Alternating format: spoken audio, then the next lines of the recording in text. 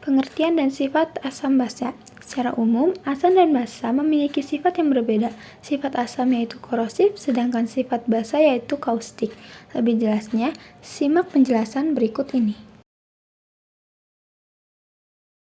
Ciri-ciri asam. Yang pertama, sebagian jenis asam aman untuk dikonsumsi. Yang kedua, asam jenis kuat tidak dianjurkan untuk dimakan karena dapat merusak jaringan kulit. Ketiga, pH asam lebih kecil daripada 7. Yang keempat, asam yang kuat jika kena ke kulit akan terasa perih dan dapat merusak kayu. Sifat asam korosif dan mengandung elektrolit sehingga dapat menghantarkan listrik. Ciri-ciri basa yang pertama memiliki rasa pahit, yang kedua basa murni bentuknya seperti kristal padat, pH basa lebih besar daripada 7, jika dipegang jari terasa licin, bersifat kausik yang dapat merusak jaringan kulit, digunakan untuk mengemulsi minyak, dan terdapat elektrolit sehingga dapat menghantarkan listrik. Indikator asam basa. Yang pertama, indikator alami yang berasal dari bahan-bahan alami yang diekstrak. Yang kedua, indikator buatan yang dibuat di laboratorium dengan alat dan beberapa bahan kimia. Teori asam basa Arrhenius. Teori Arrhenius ini menyatakan bahwa senyawa asam merupakan senyawa yang dapat melepaskan ion H+ atau ion hidronium H3O+ apabila dilarutkan dalam air, sedangkan senyawa basa adalah senyawa yang melepaskan ion OH- jika dilarutkan dalam air. Teori ini memiliki kekurangan atau kelemahan, di mana teori ini hanya dapat digunakan pada penggunaan air sebagai pelarut saja. Teori asam basa Bronsted-Lowry. Menurut teori asam basa Bronsted-Lowry, asam merupakan senyawa yang memberikan proton pada senyawa lainnya atau dapat disebut pula sebagai donor proton.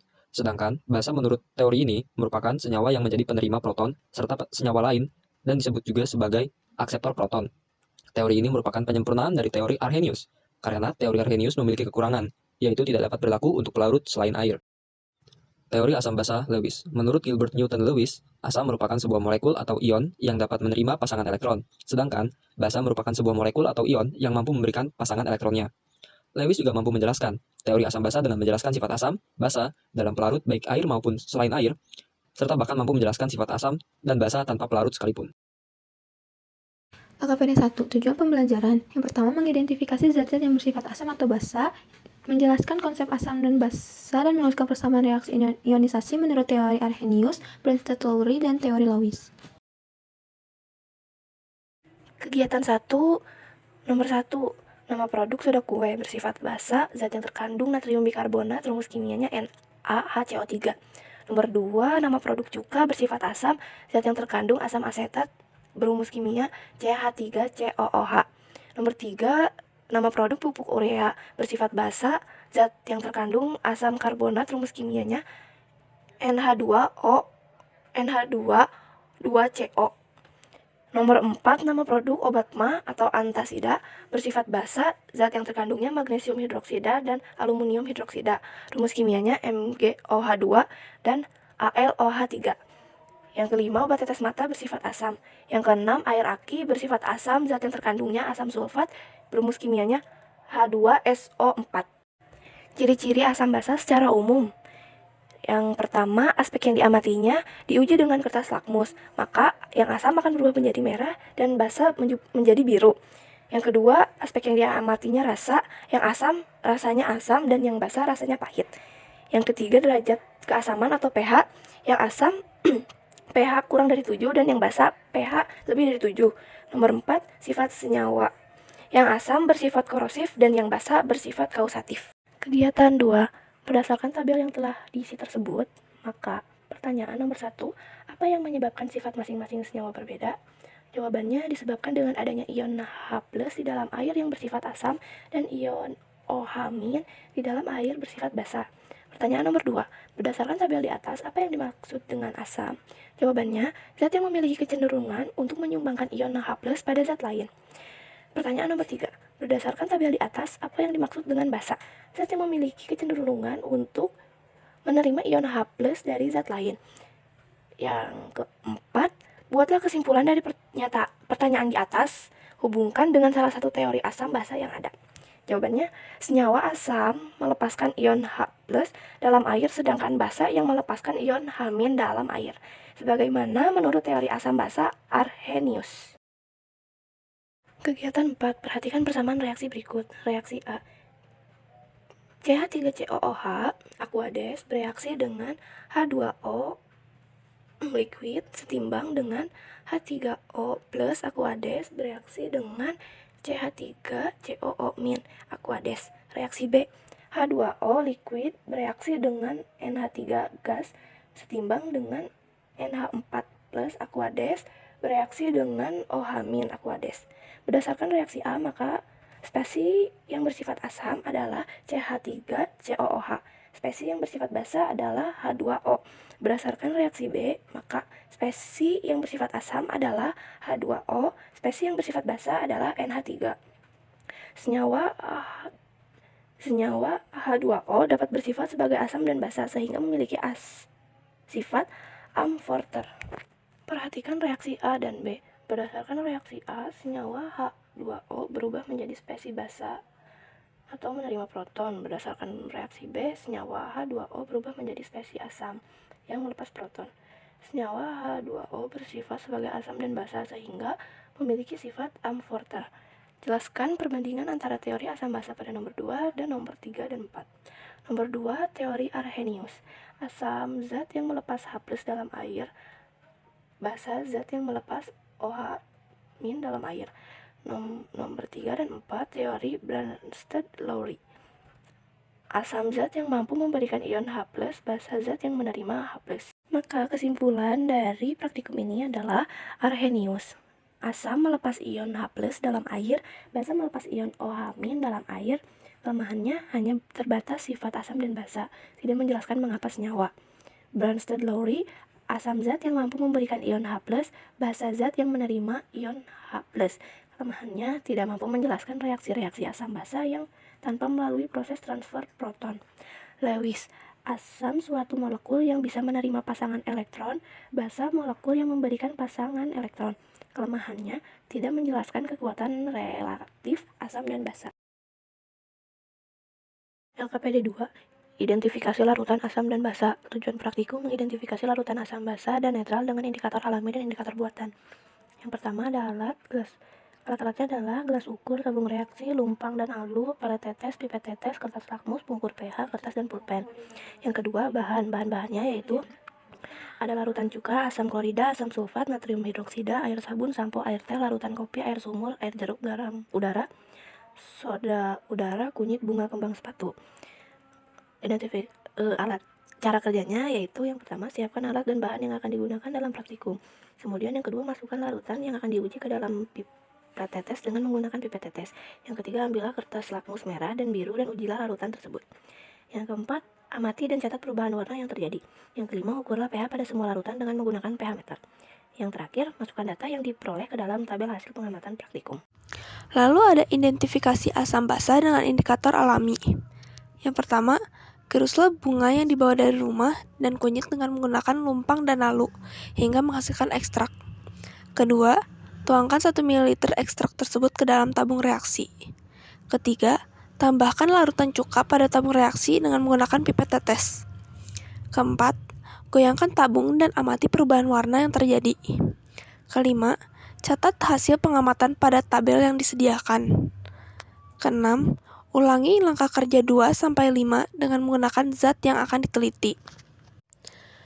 Berdasarkan percobaan tersebut, dapat disimpulkan cara menentukan asam, basa, dan netral suatu larutan menggunakan kertas lakmus, yaitu dengan cara melihat perubahan warna yang terjadi ketika kertas lakmus dicelupkan. Apabila kertas lakmus merah berubah menjadi biru, maka larutan tersebut basa. Apabila kertas lakmus biru berubah menjadi merah, maka larutan tersebut asam. Apabila larutan tidak mengalami perubahan warna, maka larutan tersebut netral. Ini adalah hasil pengamatan dari praktikum yang sudah kami kerjakan sebelumnya.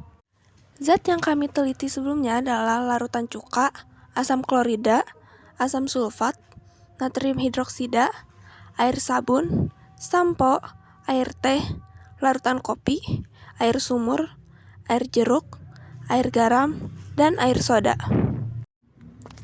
LKPD 3. Tujuan percobaan: memperkirakan pH berbagai larutan elektrolit dengan menggunakan trayek perubahan warna beberapa indikator.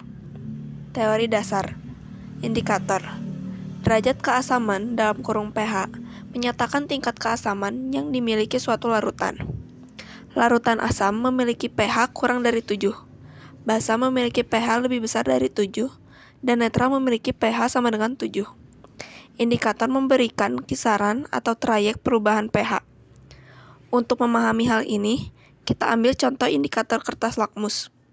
Kertas lakmus berwarna merah dalam larutan asam dan biru dalam larutan basa. Namun, sebenarnya perubahan warna kertas lakmus terjadi tidak persis pada pH sama dengan 7, tetapi dalam suatu kisaran nilai pH, yakni pH 4,7 sampai 8,3. Larutan lakmus akan berwarna merah pada pH kurang dari 4,7 dan berwarna biru pada pH lebih besar dari 8,3. Pada larutan dengan kisaran pH 4,7 sampai 8,3 sendiri, warna kertas lakmus merupakan kombinasi merah dan biru, yaitu merah ungu, ungu, dan biru ungu. Batasan pH di mana terjadi perubahan warna indikator disebut trayek perubahan warna. Sebuah indikator biasanya hanya menunjukkan rentang pH tertentu dan tidak menunjukkan sebuah nilai yang pasti. Karenanya, diperlukan indikator lain untuk mempersempit rentang perkiraan pH sampel yang diuji. Berikut adalah rentang pH dari beberapa indikator. Indikator universal. Indikator universal adalah gabungan dari beberapa jenis indikator. Indikator universal dapat menentukan harga pH suatu larutan. Setiap komponen indikator universal akan memberikan warna tertentu yang terkait dengan nilai pH tertentu. Indikator universal tersedia dalam bentuk larutan dan kertas-kertas indikator universal tersebut dicelupkan pada larutan yang akan ditentukan nilai pH-nya. Ketika sudah dicelupkan, warna-warna kertas akan berubah. Keempat garis warna yang berubah dicocokkan dengan skala pH dari 0 sampai 14 yang terdapat pada kemasan kertas indikator. Adapun alat dan bahannya yaitu A. Alat 1. Tabung reaksi 4 buah 2. Rak tabung reaksi 1 buah 3. Pipet tetes. B. Bahan 1. Zat A, zat B, zat C, zat D, zat E. 2. Indikator fenolftalein pp. 3. Indikator metil merah mm. 4. Indikator metil jingga. 5. Indikator lakmus merah dan biru. 6. Indikator universal. Langkah kerja 1. Masukkan larutan ke dalam tabung reaksi kira-kira setinggi 2 cm. 2. Celupkan kertas indikator lakmus merah dan biru ke dalam larutan. Amati perubahan warnanya, catat pada tabel 1. Periksa dan catat pH larutan sesuai trayek perubahan warna indikator pada tabel 2. 3. Tambahkan 1 tetes indikator metil jingga, amati perubahan warnanya. Periksa dan catat pH larutan sesuai trayek perubahan warna indikator. 4. Ganti larutan dalam tabung reaksi dengan yang baru, dan lakukan langkah 3 dengan indikator cair lainnya, metil merah dan fenolftalein. 5. Dengan menggabungkan hasil pencatatan pH tiap indikator, perkirakan harga pH masing-masing larutan tersebut. Catat pada tabel 3. 6. Untuk menentukan nilai pH yang tepat, lakukan uji pH larutan dengan indikator universal. Catat pada tabel 3. Bisa dilihat pada gambar, terdapat tabel 1 perubahan warna larutan atau zat uji dari tiap indikator, tabel 2 perkiraan pH larutan atau zat uji dari tiap indikator, tabel 3 perbandingan perkiraan pH larutan zat atau uji tiap indikator dengan indikator universal. Analisis data 1.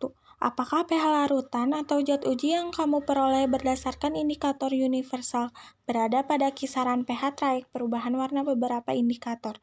Jawaban iya. 2.